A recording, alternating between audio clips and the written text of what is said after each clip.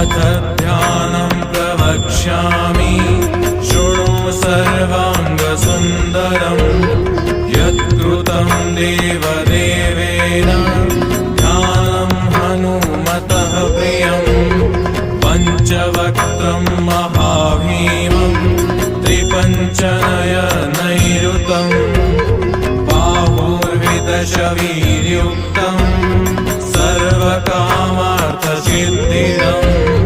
पूर्वं तु वानरवक्त्रं कोटिसूर्यसमप्रभं दंष्ट्राकरालवदनं भ्रुकुटिकुटिलेक्षणम् अस्यैव दक्षिणं वक्त्रं नारसिंहं महाद्भुतम् अत्युग्रतेजोवपुषं भीषणम्